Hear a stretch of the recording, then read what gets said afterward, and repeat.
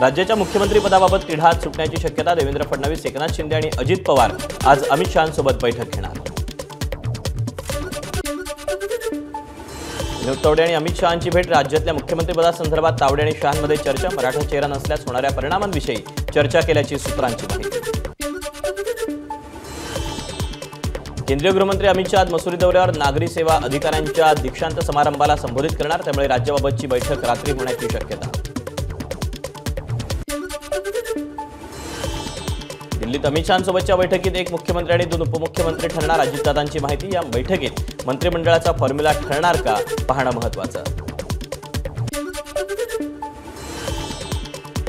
मुख्यमंत्री पदाबाबत मोदी शहा जो निर्णय घेतील तो मान्य असेल, एकनाथ शिंदेंचं स्पष्टीकरण। सत्ता स्थापनेसाठी आमच्यामुळे कोणतीही अडचण होणार नसल्याचं मोदी यांना कळवलं असल्याची शिंदेंची माहिती। वैयक्तिक महत्त्वाकांक्षेपेक्षा युती धर्माचं पालन करत एकनाथ शिंदेंनी एक प्रगल्भ उदाहरण ठेवलं, याचा प्रचंड अभिमान वाटतो। खासदार श्रीकांत शिंदेंची वडिलांसाठी खास पोस्ट। दिल्लीतून दबाव असल्यामुळे शिंदेंनी माघार घेतली असावी, नाना पटोलेंचा दावा। तर भाजपमध्ये जे चेहरे मुख्यमंत्री पदासाठी पुढे असतात ते नंतर गायब होतात, यामुळे वेगळं काही होतं का ते पाहावं लागेल, पटोलेंचं वक्तव्य। शिंदेंनी पत्रकार परिषद घेतल्यानं अनेकांचे संभ्रम दूर झाले। देवेंद्र फडणवीसांची माध्यमांना प्रतिक्रिया। पक्षश्रेष्ठींसोबत बसून निर्णय घेणार असल्याची माहिती। शिंदेंनी भूमिका स्पष्ट केल्यामुळे महायुतीत कोणतीही धुसफूस नाही, हे स्पष्ट। अमोल मिटकरींची प्रतिक्रिया। 1 डिसेंबरपर्यंत नव्या सरकारचा शपथविधी होण्याची शक्यता। महायुतीत राष्ट्रवादीकडून 9 कॅबिनेट 3 राज्यमंत्रीपदाची मागणी। सूत्रांची माहिती। सध्या असलेल्या मंत्र्यांपैकी 7 जणांना पुन्हा संधी, तर यंदा काही नव्या चेहऱ्यांना संधी दिली जाण्याची शक्यता।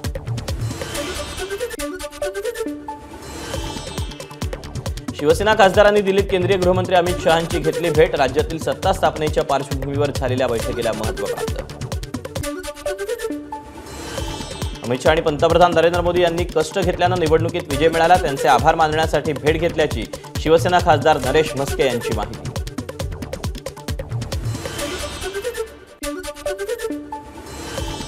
देवेंद्र फडणवीसांनी मुख्यमंत्री व्हावं हे आमचं मत, मात्र भाजप वरिष्ठांनी शिंदेंना मुख्यमंत्री करायचा निर्णय घेतल्यास आमचा पाठिंबा असेल, रामदास आठवले यांची प्रतिक्रिया।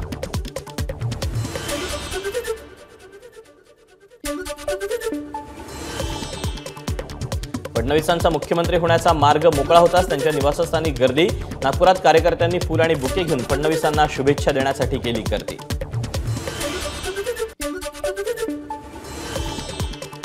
देवेंद्र फडणवीसांच्या सागर निवासस्थानाबाहेर कार्यकर्त्यांकडून बॅनरबाजी। बॅनरवर फडणवीसांचा महाराष्ट्र राज्याचे सदैव मुख्यमंत्री असा उल्लेख।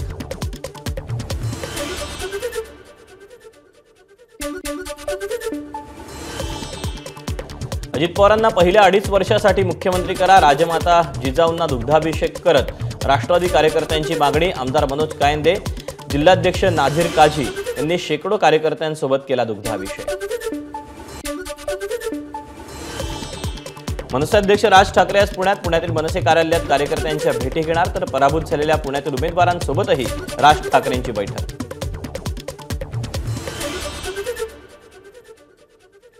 आगामी निवडणुका मवियात न लढता स्वबळावर लढल्या पाहिजेत। मवियासोबत निवडणूक नको, ठाकरे गटाच्या पराभूत उमेदवारांचा स्वबळाचा सूर।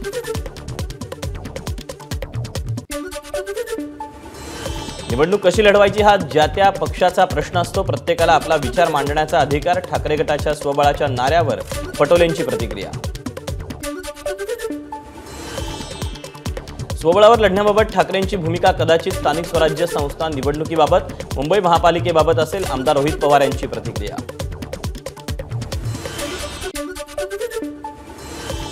ठाकरे गट मुंबई जिंकत नाही हे त्यांनी लक्षात ठेवावं। ठाकरे गटाच्या स्वबळाच्या घोषणेवर मुनगंटीवारांची टीका। 2017 मध्ये शक्य नव्हतं, पण आता महापौर भाजपचाच होणार, मुनगंटीवारांची प्रतिक्रिया। मतपत्रिकेवर निवडणुका घेण्यासाठी काँग्रेस राज्यभर सह्यांची मोहीम राबवणार। हे अर्ज सरन्यायाधीश, निवडणूक आयोग आणि राष्ट्रपती पंतप्रधानांना पाठवणार असल्याची पटोलेंची माहिती। लोकसभेच्या तुलनेत विधानसभेला 74 लाख मतदान वाढलं, त्यामुळे ईव्हीएममध्ये गडबड असण्याची शक्यता। रोहित पवारांचा आरोप। कॅमेऱ्याच्या निगराणीत ईव्हीएमच्या तपासणीची रोहित पवारांची मागणी।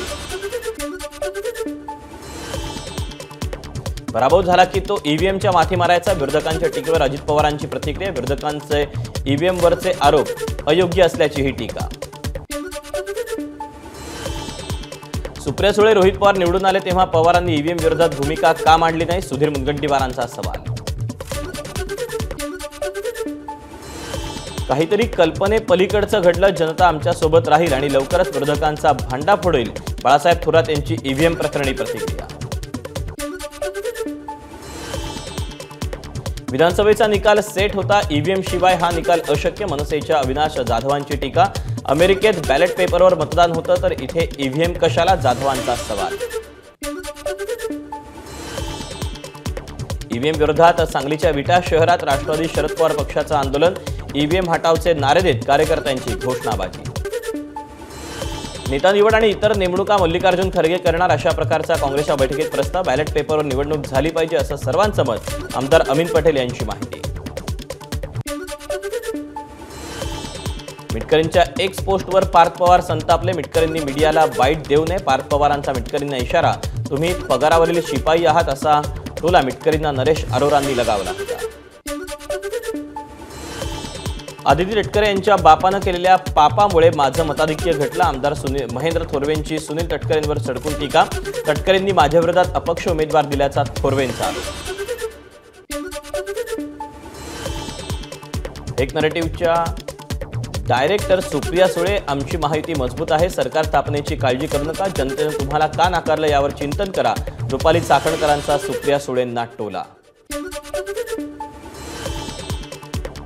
विधानसभेतील विजयानंतर पहिल्यांदाच नांदेडमध्ये आलेल्या प्रताप पाटील चिखलीकरांचं जंगी स्वागत. बँड पथकासह चिखलीकरांच्या विजयाची जंगी मिरवणूक. एकनाथ शिंदे यांची माघार नाही तर हा त्यांचा मनाचा मोठेपणा. आमदार प्रताप पाटील चिखलीकर यांची शिंदेंच्या भूमिकेवर प्रतिक्रिया. पंतप्रधान नरेंद्र मोदींच्या नेतृत्वात मंत्रिमंडळानं 3 महत्त्वाच्या रेल्वे प्रकल्पांना मंजुरी दिली. महाराष्ट्र, मध्य प्रदेश आणि उत्तर प्रदेशात सुमारे 7,927 कोटींचे प्रकल्प असल्याचं देवेंद्र फडणवीसांचं ट्विट. केंद्र सरकारनं मंजूर केलेल्या रेल्वे प्रकल्पांमध्ये महाराष्ट्रातील जळगाव, मनमाड आणि भुसावळ, खांडवा या प्रकल्पांचा समावेश. देवेंद्र फडणवीसांनी मानले मोदींचे आभार. वसई रोड रेल्वे टर्मिनसची मागणी केंद्र सरकारकडून मान्य. रेल्वे मंत्री अश्विनी वैष्णव यांची घोषणा. भाजपा खासदार हेमंत सावरा यांच्या मागणीला यश. नाशिकच्या राष्ट्रवादी काँग्रेसच्या माजी नगरसेविका योगिता यांच्यासह कुटुंबियांवर हल्ला. गाडी हळू चालवायला सांगितलं म्हणून राग आल्यानं हल्ला केल्याची माहिती. मतदानाच्या 1 दिवस आधी विरारमध्ये झालेल्या राड्याप्रकरणी पोलीस ॲक्शन मोडवर. सुरेश चौधरींना झालेल्या मारहाणी प्रकरणी 4 आरोपींच्या सुटकेनंतर आता 51 जणांना पोलिसांची नोटीस. समीर वानखेडे यांच्या अटकपूर्व जामिनासाठी याचिकेवर आज हायकोर्टात सुनावणी. एनसीबीचे विभागीय संचालक असताना गैरकारभार केल्याचा वानखेडेंवर आरोप. डॉक्टर नरेंद्र दाभोलकर हत्या प्रकरणातील आरोपींच्या जामिनासाठीच्या याचिकेवर आज हायकोर्टात सुनावणी. या प्रकरणी सचिन अंदुरे आणि शरद कळसकर यांना पुणे सत्र न्यायालयाकडून जन्मठेपेची शिक्षा. तुळजाभवानी मंदिर विकास आराखड्यासंदर्भात आज महत्त्वाची बैठक. पुजारी नागरिकांच्या सूचनांसंदर्भात बैठकीत चर्चा होणार. बीड जिल्ह्यात स्वस्त धान्य दुकानातून नागरिकांना निकृष्ट दर्जाचं धान्याचं वितरण. यावर ठोस कारवाई करा अन्यथा तहसीलदारांना हे निकृष्ट धान्य भेट दिलं जाईल. आम आदमी पार्टीचा इशारा. रत्नागिरीतल्या सावर्डे ते खैराच्या लाकडाचा अवैधरित्या साठा ठेवणाऱ्या 3 कंपन्यांवर नाशिक वनविभागाची कारवाई. राज्यात कीटकजन्य आजारांचा प्रादुर्भाव वाढला. वर्षभरात डेंग्यूमुळे 26 जणांचा तर हिवतापानं 20 जणांचा मृत्यू. नवी मुंबईच्या एपीएमसी मार्केटमध्ये भाजीपाला आवक घटल्यानं भाजीपाल्याच्या किमती वाढल्या. थंडीमुळे उत्पन्न घटल्यानं भाज्यांचे भाव वाढले. मुंबईमध्ये 25 वर्षीय महिला पायलटची आत्महत्या. महिलेच्या मित्राला पोलिसांकडून अटक. मुंबईच्या बोरिवलीमध्ये 2 अल्पवयीन मुलींवर पित्याकडूनच अत्याचार. मुलींच्या आईच्या तक्रारीनंतर आरोपीवर पोक्सो अंतर्गत गुन्हा दाखल. भुसावळ शहरातील दिनेश टेंट हाऊसला भीषण आग. आगीत जवळपास 40 ते 50 लाखांचं नुकसान. वर्ध्याच्या आर्वीमध्ये विद्युत पारेषणच्या सबस्टेशनमधील ट्रान्सफॉर्मरला भीषण आग. आगीचं कारण अस्पष्ट. माहीम समुद्र किनाऱ्यावर माशांचा सडा. काल रात्रीची घटना. इतक्या मोठ्या प्रमाणात मासे कसे आले याचं कारण अस्पष्ट. पंढरपुरात अवैध वाळू वाहतुकीवर महसूल आणि पोलीस प्रशासनाची कारवाई। चंद्रभागेच्या पात्रातून वाळू उपसा करताना 17 होड्या कटरनं तोडून टाकल्या तर एक ट्रॅक्टरही पोलिसांकडून जप्त। लेखक दिग्दर्शक नागराज मंजुळेंना यंदाचा अखिल भारतीय महात्मा फुले समता पुरस्कार छगन भुजबळांच्या हस्ते हा पुरस्कार मंजुळेंना दिला जाणार। रवींद्र चव्हाण प्रियंका गांधी खासदारकीची आज शपथ घेणार। पोटनिवडणुकीत नांदेडमधून रवींद्र चव्हाण तर वायनाडमधून प्रियंका गांधींचा विजय। केंद्रीय अर्थमंत्री निर्मला सीतारामन आज बँकिंग संशोधन विधेयक तर रेल्वेमंत्री अश्विनी वैष्णव रेल्वे संशोधन विधेयक सभागृहात मांडणार। 3 भारतीयांना शास्त्रज्ञांना टाटा ट्रान्सफॉर्मेशन पुरस्कार जाहीर। IITचे मुंबईचे प्राध्यापक अमर्त्य मुखोपाध्याय यांचा समावेश। डिसेंबरमध्ये पुरस्कार प्रदान केला जाणार।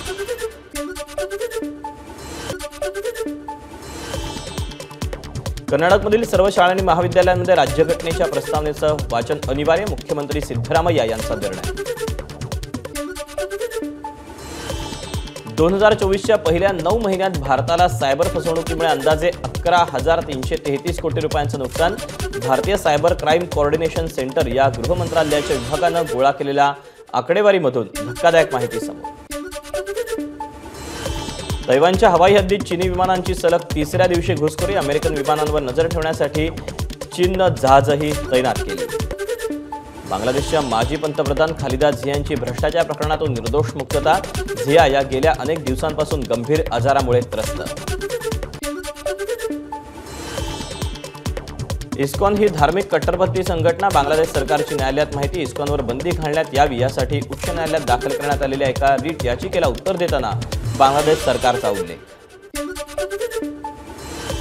बांगलादेशच्या शिवचारमधील इस्कॉन केंद्र अतिरेक्यांनी बंद पाडलं। अतिरेकी इस्कॉन मंदिराचा फलक हटवत असल्याचा व्हिडिओ सोशल मीडियावर व्हायरल। ऑस्ट्रेलियामध्ये 16 वर्षांखालील मुलांना मोबाईल वापरण्यावर बंदी। अल्पवयीन मुलांना सोशल मीडियापासून रोखणारा ऑस्ट्रेलिया पहिलाच देश। रेणुका स्वामी हत्या प्रकरणात जामिनासाठी अभिनेता दर्शनची कोर्टात धाव। रेणुका स्वामी महिलांना अश्लील मेसेज, व्हिडिओज आणि फोटो पाठवायचा। अभिनेता धनुषनं अभिनेत्री नयनतारावर दाखल केला खटला। न्यायालयानं नयनतारा विघ्नेश शिवन यांच्याकडून मागितलं स्पष्टीकरण।